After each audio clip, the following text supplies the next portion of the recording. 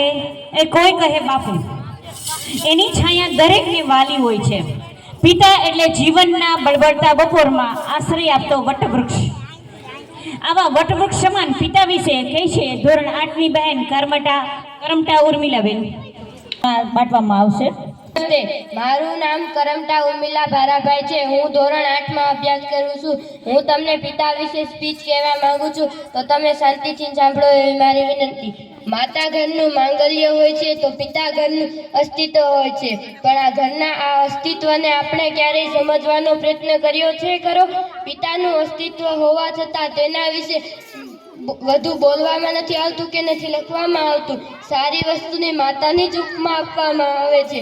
રોજ આપને સગવડ કરી આપનારી માતા યાદ રહે છે, પણ જીવનના આજીવિકાસની વ્યવસ્થા કરનારા પિતાને આપણે કેટલી સહજતાથી ભૂલી જઈએ છીએ. માતા રડી શકે છે, બધાની સામે મોકળું મન કરીને માતા રડી શકે છે, પણ રાત્રે તકિયામાં મોઢું છુપાવીને ડુસકા ભરે તે પિતા હોય છે.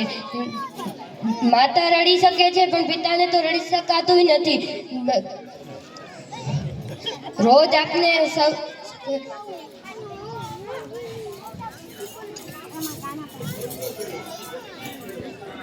નથી, પણ જો ડોક્ટર એકાદો મહિના આરામ કરવાનું કહી દેશે તો,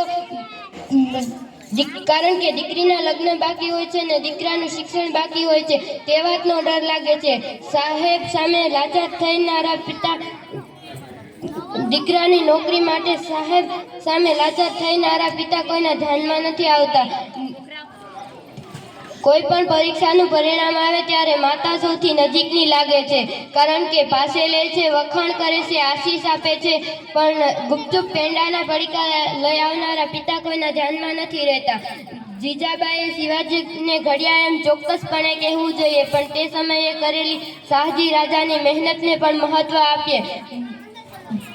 દેવકી યશોદાના કાર્યની પ્રશંસા અવશ્ય કરીએ, પણ નદીના પૂરમાંથી મધ્યરાતે બાળકને માથા ઉપર સુરક્ષિતપણે લઈ જનારા વાસુદેવને પણ મહત્વ આપીએ.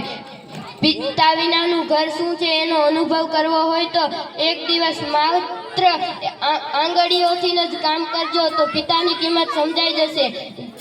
ત્યારે એક પુત્રએ પિતા માટે ખૂબ સરસ લખ્યું છે કે પિતાની આદરી સૂરજ જેવી હોય છે. સૂરજ ગરમ જરૂર થાય છે, પણ ન હોય તો અંધારું છવાઈ જાય છે. અસ્તુ જય ભારત.